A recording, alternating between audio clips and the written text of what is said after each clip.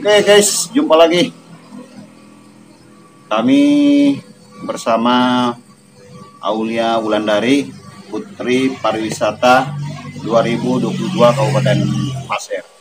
Lokasinya ini di rumah Aulia di Desa Pasir Blengkong, Kecamatan Pasir Blengkong, Kabupaten Pasir, Kalimantan Timur.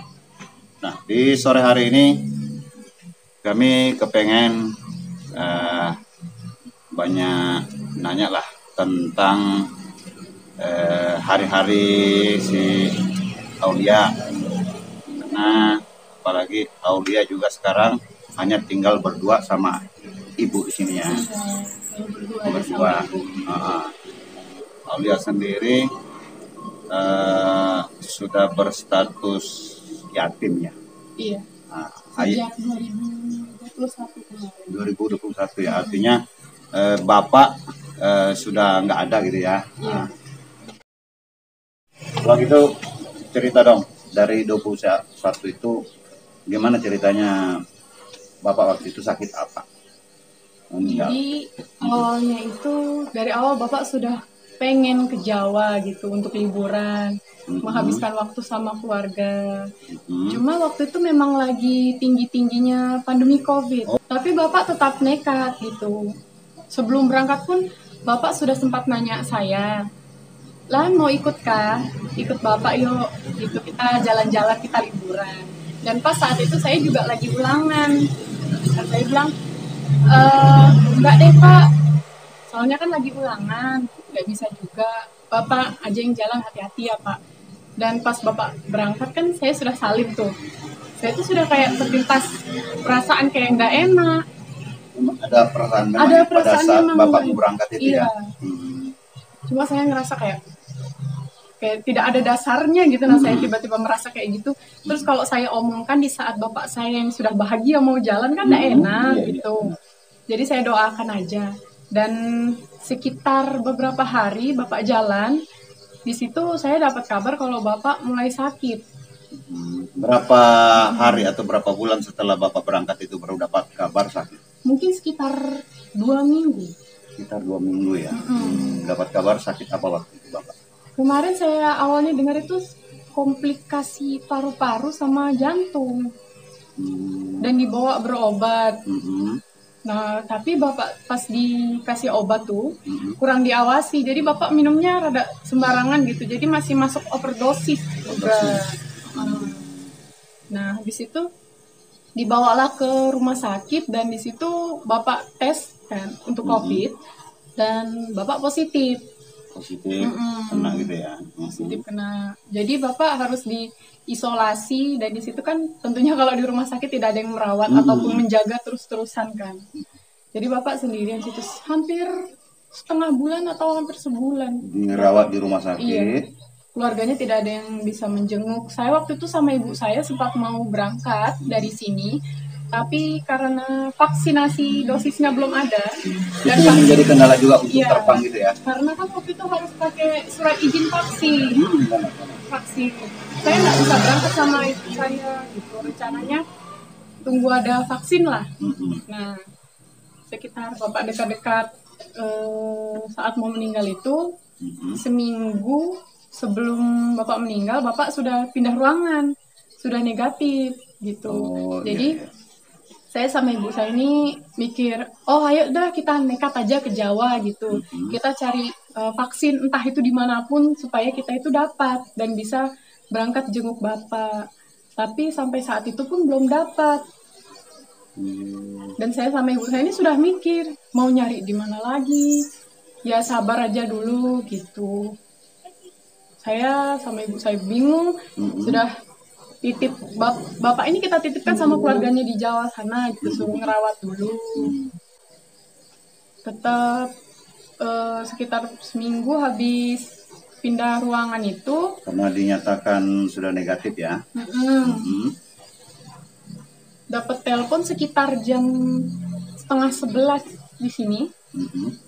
Itu awalnya teleponnya nggak diangkat. Habis itu saya perasaannya kayak nggak enak. Kan teleponnya tengah-tengah malam tuh, dekat tengah malam. Terus ibu saya ngangkat, ibu saya ini sudah nangis. Posisinya saya masih kayak baru mau tidur gitu. Ibu saya ini sudah nangis, sudah kayak, oh ini berita buruk pasti ini berarti ini. Di telepon jam 11 berita duka. Iya. Baru ibu saya tuh ngasih tahu saya kalau bapakmu sudah nggak ada lah gitu. Saya tuh saking terkejut, shock, saya bingung. Saya nggak nangis tuh, kayak cuma bengong doang. Ibu saya nangis, yang lain nangis, saya bengong. Kenapa waktu itu? Saya shock gitu, kayak nggak Shock gitu percaya. ya? Bapak berangkat kondisinya sehat, masih senyum-senyum, masih ketawa, sempat ngajakin. Terus saya dapat kabar bapak udah nggak ada. Bingung sudah sih saya. Sejak berangkat sampai meninggal itu hanya 1 bulan ya, enggak? Atau lebih? 1 bulan. Berapa? 1 bulanan ya?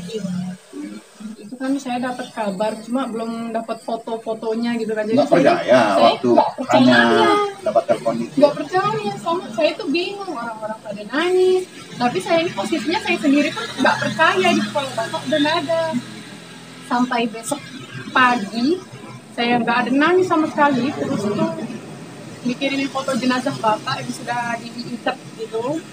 Disitulah saya lihat itu, saya pecah itu sudah tangisan itu. Baru saya yakin ya? Saya nangis di sini semua. Saya luapkan keluar di situ, baru saya bisa nangis karena saya lihat foto jenazah bapak saya di situ. Sebelum lanjut videonya, jangan lupa like dan subscribe. Oke, terima kasih. Semoga kita semua dilancarkan rezekinya. Saya rasanya nih kayak bapak ini masih jalan aja, cuma belum sampai pulang sekarang gitu. Berarti di bulan berapa kemarin? Di 2021? Di bulan berapa ya? Belum setahun ya? Bulan 7. Sudah setahun ya? Sudah setahun. Bulan 7 tanggal 9. Belum sampai sekarang sudah lebih setahun belum lihat pemakamannya ya? Sama sekali belum. Proses pemakamannya pun saya cuma dikirimi video saja. Kapan rencana ada mau melihat kuburan bapak ya, makam bapak? Kalau untuk rencananya sih saya juga belum bisa pastikan kapan, karena tentu saja berangkat ke Jawa itu butuh biaya. Dan kita di sini pun untuk makan sekarang pun ya rada mikir-mikir gitu. Kalaupun kita berangkat semua bisa, hanya saja kayak kita pulang dari Jawa ini kayak sudah tidak punya apa-apa nanti. Jadi kita fokuskan sama diri kita dulu di sini. Nanti insya Allah pasti ada aja rezeki. Entah kita berangkat satu-satu kah, kakak saya dulu kah, atau ibu saya ke Jawa sana gitu. Yang penting kita masing-masing sudah lihat makamnya bapak. Jadi kalau begitu ya, saat-saat ini kan sudah setahun nih berjalan. Kalau lagi rindu gitu, pengen apa ya, ingat bapak gitu kan, apalagi sudah meninggal begini, biasanya ngapain aja kalau lagi rindu-rindunya dengan ayah gitu?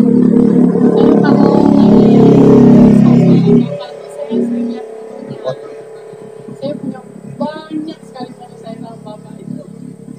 Di album foto juga ada foto saya pas masih kecil sama bapak, ada foto terakhir lebaran kemarin itu juga ada sebelum bapak meninggal. Apa yang paling diingat? Mungkin ada pesan atau omongan bapak ke Aulia? Yang paling saya ingat tentang bapak saya itu justru saat bapak saya tidak ngapa-ngapain. Bahkan di hari besar pun itu tidak terlalu teringat, justru pas tidak ngapa-ngapain. Contohnya seperti bapak itu selalu duduk di satu kursi, satu tempat. Kalau nonton TV gitu. Iya. Jadi dia sudah pasti dia duduknya di kursi itu gitu ya. Jadi sering terbayang deh ya. Iya. Artinya ini kursi biasa yang sering diduduki bapak gitu ya. Begitu saya kumpul sama keluarga, kursi itu kosong. Kayak, jadi terasa hawanya kalau bapak saya ini emang sudah nggak ada gitu dan nggak bakal pulang lagi. Kalau duduk di teras juga kursinya satu itu aja. Kadang kalau saya nyapu pagi gitu, Pak ngisi dulu kakinya mau disapu. Saya selalu ngomong kayak gitu. Soalnya bapak saya tuh seneng jailin saya gitu. Oh gitu ya. Itu yang paling seneng gitu bapak tuh. Itu yang nggak mudah dilupakan gitu ya. Suka canda gitu ya. Suka sekali bercanda bapak itu. Nah ini otomatis kan setelah kepergian bapak gitu kan udah tulang punggung keluarga sudah nggak ada. Iya. Ini terpaksa ibu yang sekarang jadi tulang punggung gitu ya. Betul. Terus tapi bagaimana sekolahnya selama bapak nggak ada, lancar aja ya? Alhamdulillah selama sekolah saya baik-baik aja, karena di sana saya banyak teman-teman saya gitu. Justru kalau saya lagi di tempat rame atau lagi sama teman-teman, saya nggak begitu teringat. Pasti kalau sudah pulang baru terasa. Tapi kalau soal biaya gimana? Makan mampu. Soal biaya insya Allah masih ada. Intinya saya sekarang ngabisin sisa yang ada aja lah gitu. Apa yang bapak punya dulu itulah yang saya pakai untuk sekolah. Kalau saya yang lain intinya saya harus sekolah. Harus sekolah. Tapi benar kalau selama ini ke sekolah nggak pernah sanggup uang itu bagaimana? Enggak. Saya tuh sebenarnya kalau untuk sangu ada, tapi saya lebih memilih untuk tidak sangu supaya uang ini bisa saya gunakan untuk hal lain. Jadi saya setiap sekolah tuh pasti saya bawa bekal. Jadi memang nggak belanja ya di sekolah ya? Enggak. Kecuali kalau saya pengen banget gitu, seminggu sekali kah? Saya beli jajan satu kah? Itu. Nggak sering ditanya tuh sama oh nggak pernah belanja gitu? Sering. Sering ya? Terus apa jawaban Aulia? Kadang kan kalau itu diajak ke kantin, ya Aulia, ayo ke kantin, kita beli ini, kita foto, kita beli aja ini. Saya bawa bekal gitu. Saya makan bekal ini aja. Atau saya temenin ke kantin gitu. Saya cuma temenin, tapi saya kadang nggak beli. Habis itu balik lagi. Atau enggak, saya bawa bekal saya makan di kantin sama teman-teman. Tapi biasa juga di traktir teman gitu ya? Enggak, saya sering marah. Jadi itu pun kalau belanja ya bawa sangu sekali seminggu ya? Iya, itu kalau pengen. Kalau pengen. Emang biasa kalau lagi belanja itu memang harga berapa? Biasanya saya 10.000. Ya kan tahu aja. Sekali seminggu ya? Iya. Itu salah satu cara Aulia untuk mengirit gitu ya? Iya, karena menghemat, karena untuk masa depan gitu ya, untuk dia sekolahnya lagi ya, kuliahnya gitu ya. Ada rencana kuliah kan? Ada. Untuk biaya kuliah pasti ada. Hanya saja saya mau cari cara supaya biaya kuliah ini tidak terlalu membebani ibu saya gitu. Saya mau coba cari beasiswa. Kan beasiswa kan banyak sekarang di mana-mana. Saya mau coba insya Allah dapat. Memang itu tidak akan menghilangkan semua biayanya gitu, tapi setidaknya mengurangi. Ya. Gak mungkin kan saya mau kuliah di sana saya enak gitu, sementara ibu saya di rumah itu kayak mikir besok mau makan apa. Nggak kasihan lihat ibu banting tulang gitu, kok Kasian. pengen kuliah? Tentu saja saya kasihan, cuma justru saya mau kuliah ini karena ibu saya ini percaya kamu pasti bisa kuliah kalau kamu ikutin jalur kayak ibu gitu, kayak mama gini, kamu nggak akan jadi apa-apa. Kamu harus bisa lebih dari mama gitu. Artinya kamu harus sekolah biar mama banting tulang gitu. Biar rumah ini mama jual, bakal mama jual supaya kamu bisa kuliah, supaya kamu bisa masa depanmu itu lebih bagus lah daripada mama. Sampai segitunya ya? Sampai segitunya mama.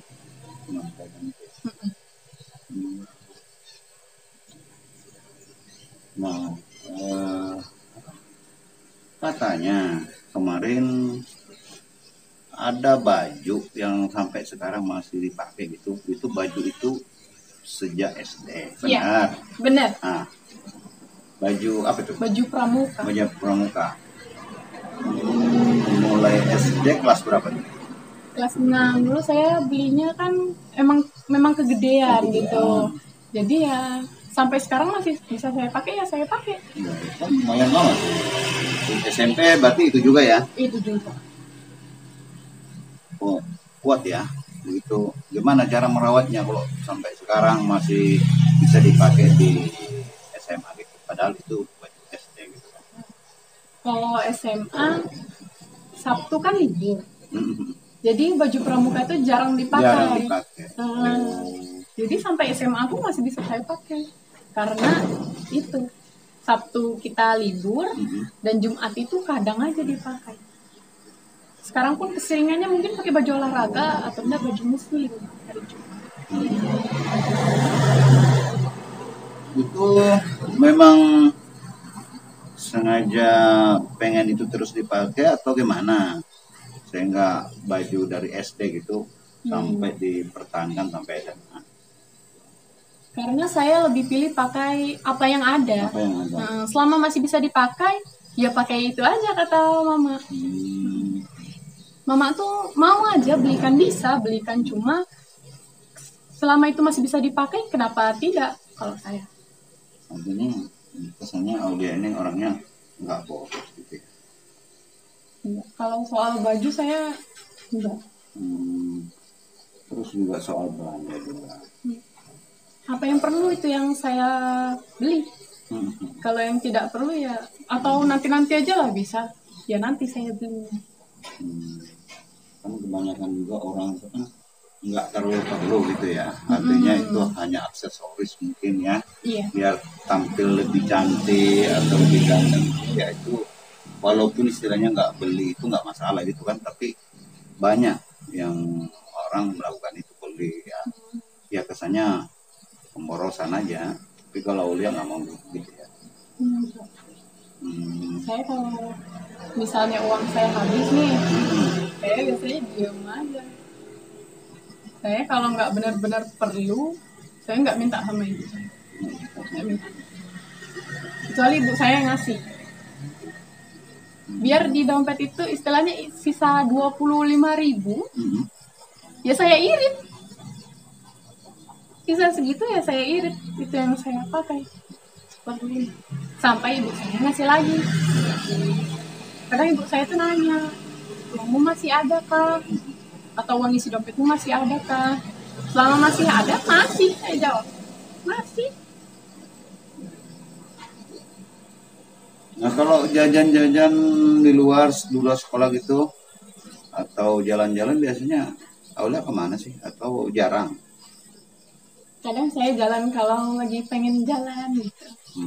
Tapi biasanya saya jalan tuh pasti makan mie ayam. Mie ayam. Mie ayam itu berarti anunya ya. Favorit gitu ya. Kalau untuk nongkrong di kafe,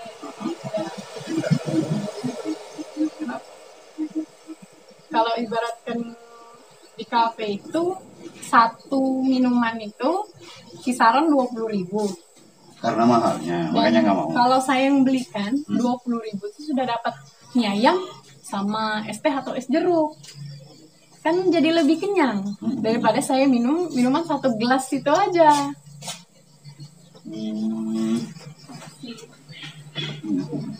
Artinya kalau mie ayam kan biasanya banyak tuh dijual di pinggir jalan. Emang sukanya di warung-warung mewah atau di pinggir jalan aja? Pinggir jalan aja. Enggak mah. Kenapa malu? Bahkan kalau saya misalnya pakaiannya rapi atau habis dari mana kah, saya masih bermake up. Kalau saya mau makan mie, saya makan di situ. Atau saya mampir di pinggir jalan beli pentol, ya itu yang saya hampiri. Artinya apa untungnya kita gengsi gitu ya? Iya. Iya kan? Nggak membuat kaya kita juga ya? Iya, benar. Malah membuat banyak pengeluaran karena kalau di store kan lebih mahal. Kalau di pinggir jalan kan murah meriah, asik banget. Kita juga bisa berbaur dengan orang-orang lain gitu. Jadi kalau dia orangnya nggak gengsian gitu ya. Nah, ini kan tinggal berdua sama ibu. Berarti nanti kalau kuliah ibu sendirian aja. Rencana mau kuliah di mana? Tergantung saya keterimanya di mana. Oh, kalau menargetkan saya di mau satu kuliah kota di sini, seumpama harus di Samarinda atau di Banjarmasin. belum tentu saya keterima gitu. Jadi di mana di situ saya diterima, di situ akan saya jalani. Apalagi tadi harapannya mudah-mudahan bisa dapat beasiswa ya. Mudah-mudahan itu beneran. Saya benar-benar berharap setidaknya saya dapat beasiswa untuk meringankan beban saya. Ya, siapa tahu dari pemerintah atau pihak ketiga swasta gitu kan yang bisa membiayai sekolahnya dalam bentuk apapun, beasiswa atau apa gitu. Apalagi Aulia kan statusnya anak yatim.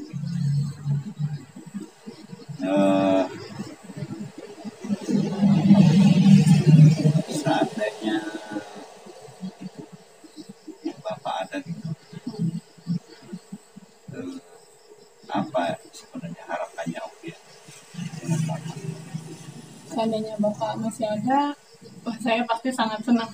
Saya biasanya cerita apa-apa itu sama Bapak. Bahkan sesuatu hal yang emang nggak terlalu penting, kayak saya baru ketemu sesuatu di jalan, saya baru ketemu uang 1.000 di jalan, sesuatu yang nggak begitu penting, itu saya ceritakan semua sama Bapak. Pak, tadi aku ketemu ini loh, tadi aku ini loh. Tapi Bapak tuh dengarkan aja. Kadang kalau saya masih kangen itu, Bapak kan punya nomor WA tuh, tapi sudah nggak aktif. Itu masih sering saya chat. Karena saya cerita, Pak, ini. Atau gini, gimana hari-harinya Aulia gitu. Pertama waktu itu saya belajar naik mobil. Itu saya ngores motor di sini. Terus saya takut bawaannya Bapak marah, walaupun saya tahu Bapak udah nggak ada. Jadi saya chat nomor itu, saya minta maaf. Jadi masih sering ngechat nomor Bapak itu ya? Sering ngechat nomor Bapak, betulan. Artinya apa ya? Berkeluh kesahnya di situ ya? Iya. Bercerita di situ. Karena semasa Bapak hidup dulu memang seperti itu ya, Sering suka bercerita ya. Apa saya itu cerita sama Bapak. Sebelum lanjut videonya, jangan lupa like dan subscribe. Oke, terima kasih. Semoga kita semua dilancarkan rezekinya. Kangen banget sebenarnya. Disitulah saya meluapkan. Kayak saya menang pemilihan Putri Pariwisata kemarin, itu saya cerita. Saya cerita panjang lebar itu soal, Pak, Aulia menang loh, ini, atau semuanya saya cerita. Atau saya pas latihan olahraga, terus kaki saya keseleo, sampai betis saya bengkak. Biasanya kalau saya lagi luka atau keseleo apa gitu, pasti Bapak terus yang mijetin. Selalu. Jadi kalau begitu luka atau apa gitu nggak ada Bapak tuh rasanya terasa banget. Cerita juga, saya cerita semuanya. Bahkan hal yang nggak penting gitu. Padahal Bapak sudah nggak ada ya waktu kemarin menang di Putri Pariwisata dia masih sempat bercerita ya. Di panggung pun saat grand final kemarin, saya tuh nyebut Bapak dalam hati. Pak, kalau Bapak masih ada, pasti Bapak orang yang paling senang lihat Aulia menang kayak gini. Lihat Aulia bisa berdiri di panggung, ditonton oleh banyak orang, bisa berbicara di depan banyak orang. Pasti Bapak yang orang paling bahagia kalau Bapak masih ada. Oke, terima kasih sedikit sudah berbagi cerita dengan kami. Ya, mudah-mudahan Allah bisa menjawab keinginan kita. Semoga ya lulus dapat beasiswa dan menjadi ya terbaiklah buat ibu, bapak, dan keluarga. Oke guys, itu tadi obrolan kami dengan Aulia Wulandari, Putri Pariwisata 2022 Kabupaten Pasir. Sebelum berpisah seperti biasa, kami selalu menyampaikan pepatah Arab, wa qadir jarijur alis sayfi bur'on wala bu'on lima jahra lisan. Kalau pedang melukai badan masih ada jalan untuk sembuh. Namun kalau lisan melukai hati, kemana obat akan dicari kecuali minta maaf. Assalamualaikum warahmatullahi wabarakatuh. wabarakatuh.